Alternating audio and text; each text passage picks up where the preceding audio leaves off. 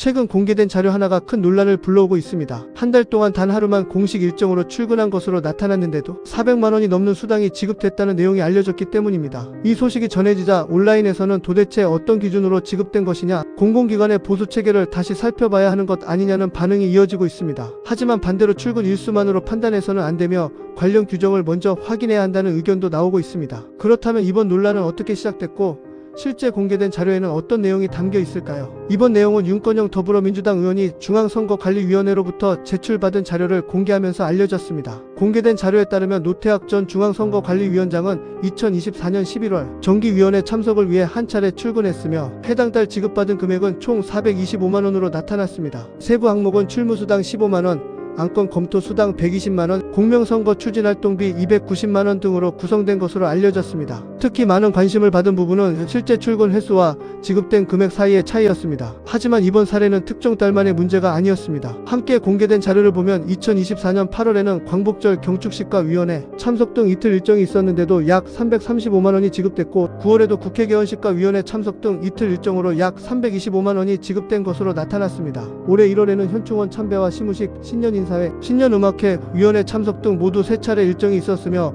약 420만원이 지급됐습니다. 이어 2월에도 업무보고와 위원회 참석 등 3차례 일정으로 약 375만원의 수당이 지급된 것으로 확인됐습니다. 이 같은 내용이 알려지자 가장 많이 나온 질문은 출근을 적게 했는데 왜 이렇게 많은 금액이 지급됐는가였습니다. 일반적인 직장인의 경우 근무 일수와 급여를 쉽게 연결해서 생각하기 때문에 이러한 차이가 더욱 크게 느껴질 수 있습니다. 그러나 중앙선거관리위원회 위원장의 보수체계는 일반 회사의 급여 체계와는 다른 구조를 가지고 있습니다. 공개된 지급 항목을 보면 단순한 출근 수당만 있는 것이 아니라 안건 검토 수당과 공명선거 추진활동비 등 직무 수행과 관련된 여러 항목이 포함되어 있습니다. 다시 말해 지급액 전체를 출근 횟수만으로 계산하는 방식은 아니라는 점도 함께 살펴볼 필요가 있습니다. 그렇다고 해서 이번 논란이 단순한 오해라고 결론 내리기는 어렵습니다. 국민들이 가장 궁금해하는 부분은 지급 기준이 얼마나 명확하고 투명하게 공개되고 있는가 하는 점입니다. 공공기관의 예산은 국민의 세금으로 운영되는 만큼 제도가 법과 규정에 맞게 운영되고 있더라도 국민이 납득할 수 있는 설명이 뒤따라야 한다는 목소리가 커지고 있습니다. 실제로 온라인 커뮤니티와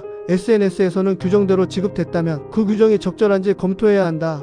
고위공직자의 수당 체계도 시대 변화에 맞게 점검해야 한다는 의견이 적지 않게 올라오고 있습니다. 정치권에서도 다양한 반응이 나오고 있습니다. 일부에서는 공공기관의 수당 지급 체계를 전면적으로 재검토해야 한다고 주장하는 반면 다른 한편에서는 개별 사례만으로 성급한 판단을 하기보다 관련 법령과 지급 기준을 함께 살펴봐야 한다는 의견도 제기되고 있습니다. 결국 이번 논란은 특정 인물 한 명의 문제가 아니라 공공기관 보수 체계 전반의 투명성과 국민 신뢰라는 더 큰 주제로 이어지고 있는 셈입니다. 중앙선거관리위원회는 대한민국 선거를 관리하는 헌법기관입니다. 선거의 공정성과 중립성을 책임지는 기관인 만큼 국민의 신뢰는 무엇보다 중요한 가치입니다. 따라서 업무 수행 방식뿐 아니라 예산, 집행과 보수체계 역시 국민이 이해할 수 있도록 충분히 설명하는 과정이 중요하다는 지적이 이어지고 있습니다. 특히 최근 선거관리와 관련한 여러 현안이 잇따라 제기된 상황에서 이번 수당 논란까지 더해지면서 기관 운영 전반에 대한 관심도 높아지고 있습니다. 전문가들은 이번 논란이 제도 개선 논의로 이어질 가능성도 있다고 보고 있습니다. 공공기관마다 보수체계와 수당 지급 기준은 조금씩 다르지만 국민이 쉽게 이해하기 어려운 구조라면 설명을 강화하거나 제도를 손질하는 방안도 검토할 수 있다는 것입니다. 반면 이미 법령과 규정에 근거해 지급된 것이라면 사실관계를 정확하게 확인한 뒤 제도 개선 여부를 논의하는 것이 바람직하다는 신중론도 함께 나오고 있습니다. 이번 사안을 바라볼 때 가장 중요한 것은 확인된 사실과 해석을 구분하는 것입니다. 현재 공개된 자료는 실제 지급 내역을 보여주고 있지만 그 지급이 적절했는지 여부는 관련 규정과 제도 그리고 향후 국회와 관계기관의 추가 논의를 종합적으로 살펴봐야 판단할 수 있습니다. 앞으로 중앙선거관리위원회의 공식 설명이나 추가 자료가 공개된다면 논란의 방향도 달라질 수 있습니다.